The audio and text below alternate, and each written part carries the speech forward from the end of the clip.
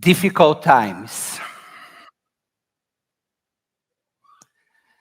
that ignite internal conflict between our principles and our sense of survival. A time to acknowledge our fears and insecurities and not allow them to dominate our self or dehumanize us. A time when memories of the past should not be used to destroy the future. A time for solidarity that does not erase our differences. A time to turn away from despair, fanaticism, xenophobia, and those who justify inhumane acts in the name of God. A time to denounce views that disregard the other and lead to mutual destruction. A time to understand that the building of peace is a long road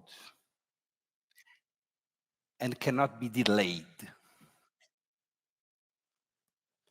This poem was written by Bernardo Sorge, who is a Brazilian social scientist. Since I was 17, I've delivered high holiday sermons every year without interruption. This marks my 30th Rosh Hashanah and Yom Kippur in a row. But this year feels different. Normally, I would start with a story or a joke, but not today. This Rosh Hashanah morning, I want to begin by emphasizing my vulnerability, by exposing my humanity. The gap between rabbis and their congregation can sometimes suggest a sense of distance, as if we were made of a different substance, as if we lived in different worlds. That's never true, but it feels especially untrue this year at the dawn of 5785. Rabbi Abraham Joshua Heschel often spoke about human vulnerability. Once he said, human beings are a reminder of their own fragility. Scratch the skin of a person, and beneath you will find anxiety, fear, and trembling. That's exactly how I feel this morning. Anxious, afraid, and trembling.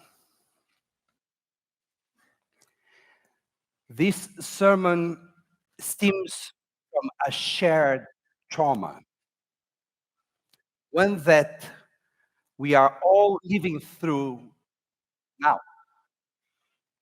I am a rabbi grappling with chaos, searching for hope. I have a strong connection with Israel. My bond with that country developed even before my connection to religious Judaism. My mother is a Hebrew teacher, and since childhood, Israel has been a part of my family's story. when I was 15, I took my first trip to Israel. For 2 weeks, I traveled across the country with the Tanakh, learning about biblical places firsthand. Since that trip, I have returned to Israel more than 30 times. My rabbinical training took place in Jerusalem, where I lived for 4 years. I speak fluent Hebrew, and I have friends and relatives living in Israel. As Jews, we are all spiritually attached to Israel, regardless of our physical presence there. The most painful moment of the past year was the terrorist attack on Simchat Torah 1 year ago. The slaughter of our brothers and sisters in Israel shook us all. It wasn't just an attack on individuals, but on Israel's right to exist and the threat to the Jewish people as a whole. A reminder that even in Israel, Jews are not entirely safe. Here in the US, we have witnessed the rise of anti Semitism in public spaces and on university campuses. What was once a safe haven for Jewish life is now facing a dangerous blurring of the line between anti Israel sentiment and outright Jew hatred. Since October 7th, we've been fighting two wars. One to ensure our physical safety, and the other to preserve our humanity in the face of evil, which I would like to call a moral war.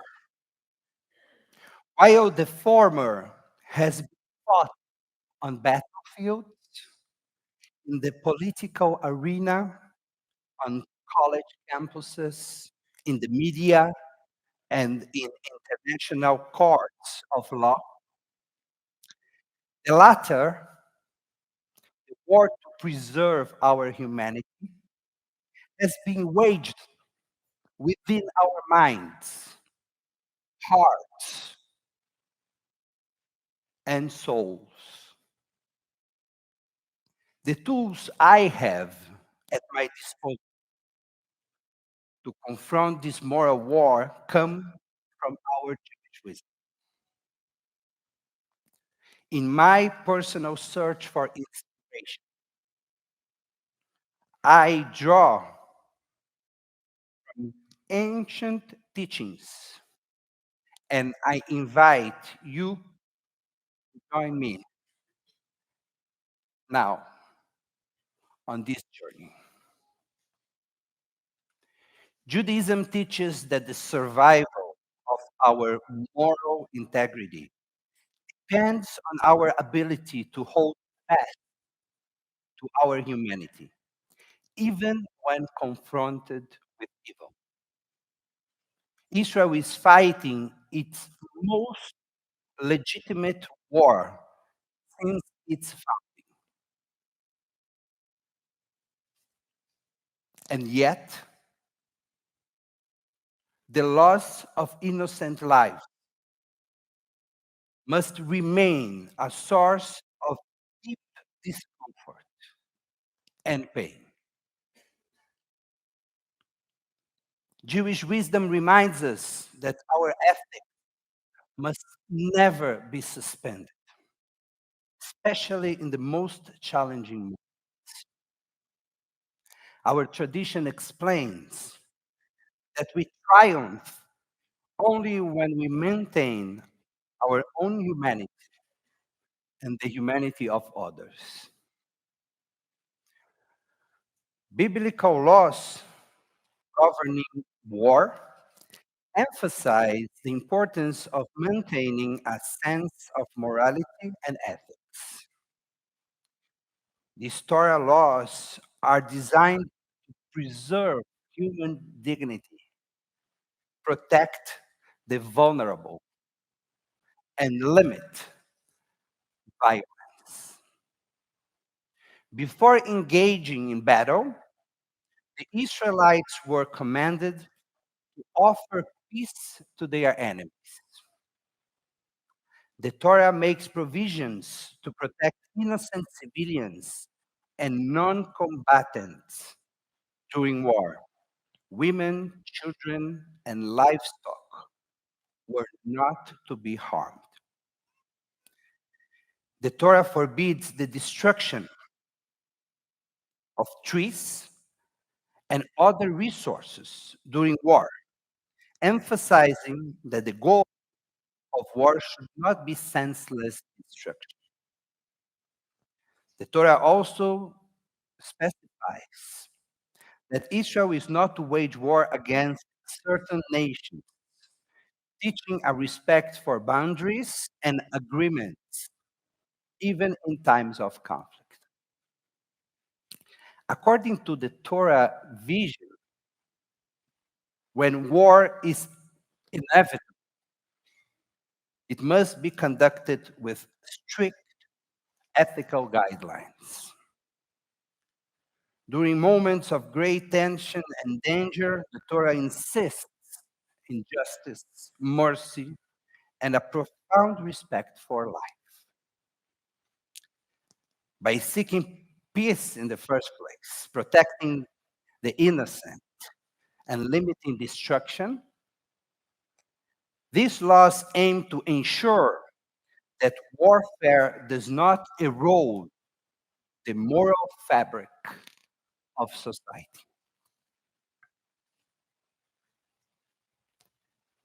A famous midrash tells us that when the Egyptians were drowning in the Red Sea after the Israelites had successfully crossed, the angels in heaven decided to celebrate.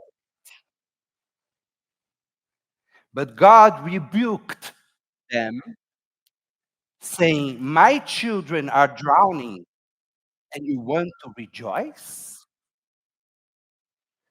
This allegory suggests that celebrating the death of the Egyptian enslavers would be morally wrong and therefore unacceptable.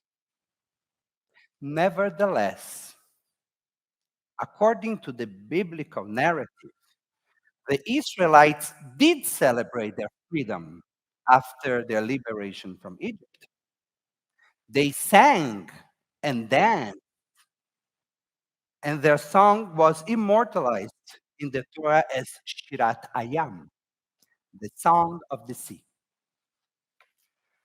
Why were the angels forbidden to celebrate in heaven, while the people of Israel on earth were allowed to rejoice in the downfall of their enemies?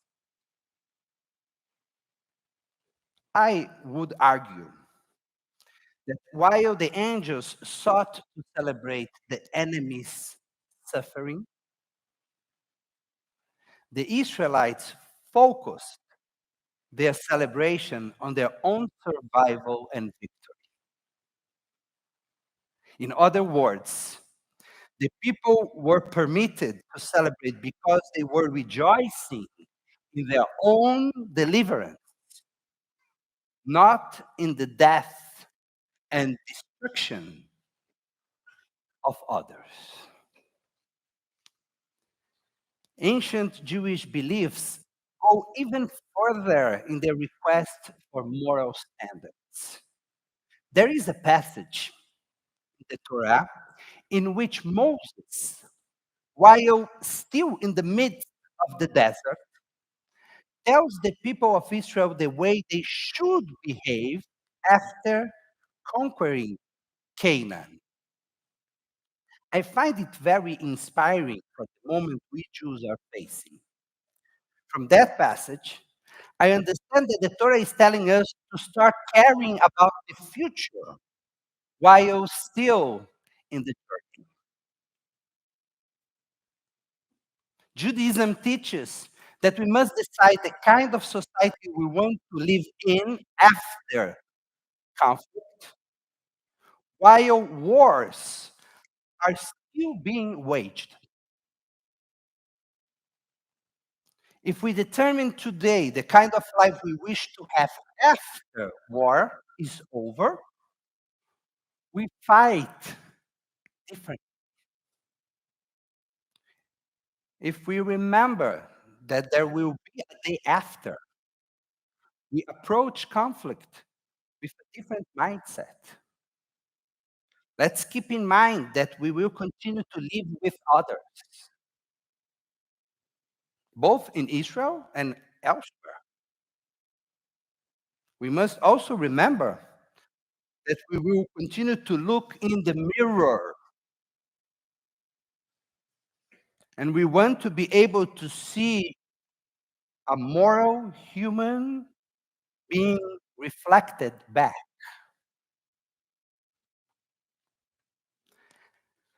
I'm very proud of the movement by which I was ordained.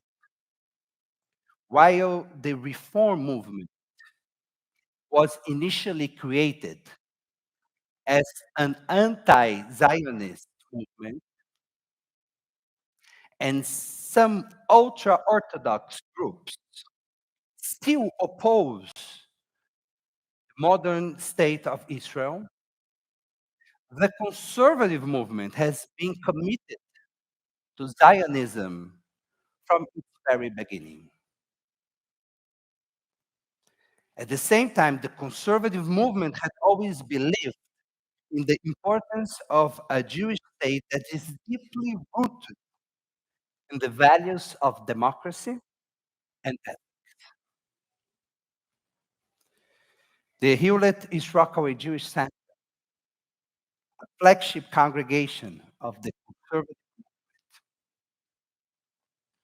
has been enriching Jewish life for over 75 years. HERJC was created just a few months after Israel declared its independence. This synagogue was never intended to stand in opposition to the state of Israel, but rather to strengthen the bonds between local Jews and the Jewish state. Since October 7th, HERJC has created many initiatives to make our connection to Israel even stronger. The Israel Committee was reestablished to make sure that Israel is present in every program of this congregation. We've decided to recite the Israeli anthem after each of our religious services. We added a weekly prayer for the hostages held in Gaza.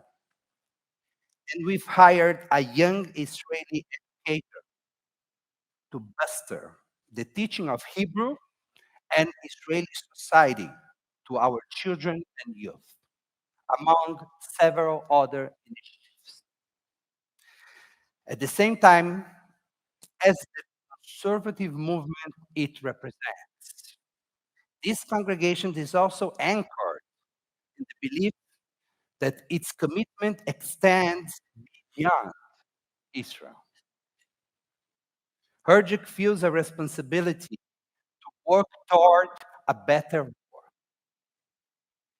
Every Shabbat, we pray for Israel alongside a prayer for our country, for the United States. We recently updated our Ose Shalom to include all of humanity in our plea for peace. Today we say, Shalom Aleinu ve'al kol Israel ve'al kol yoshvei tevel. Peace for all the people of Israel and for all who dwell on earth. We see our commitment to the broader society as an extension of our responsibility to Israel and to the Jewish people. Pirkei Avot asks, if I am only for myself, who am I?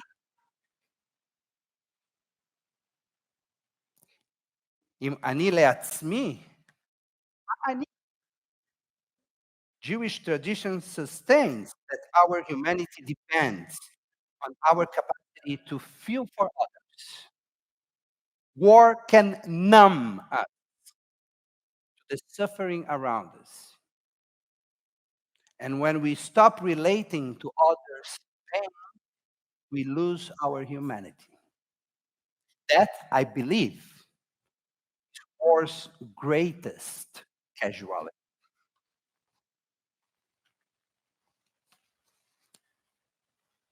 Friends of HERJC,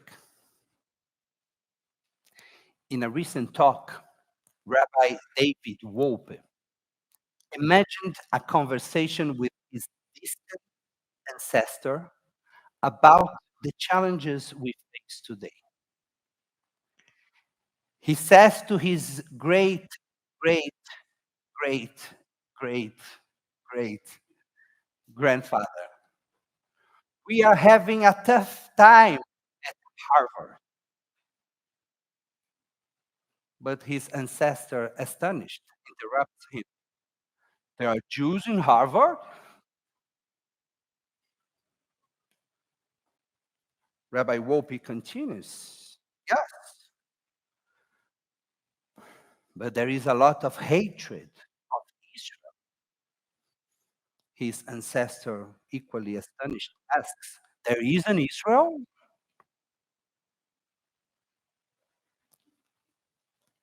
We've come so far,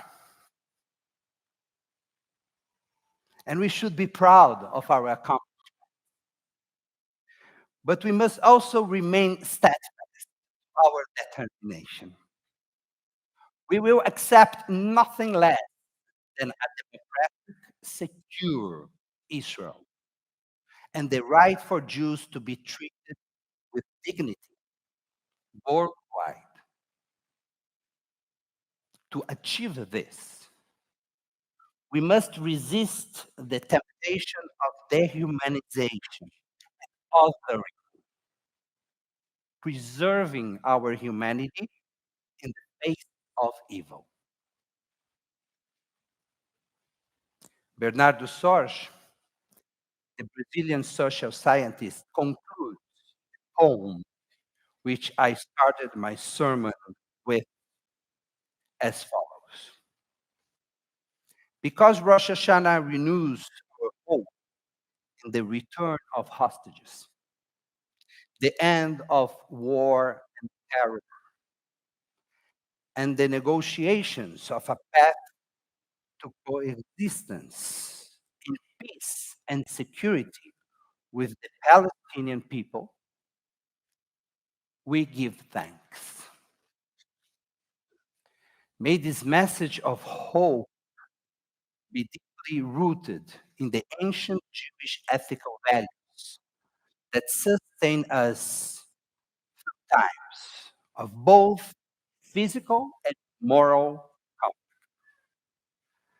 Let us recognize that preserving our humanity in the face of evil is not merely a moral obligation, but our most potent instrument in the pursuit of a sustainable peace.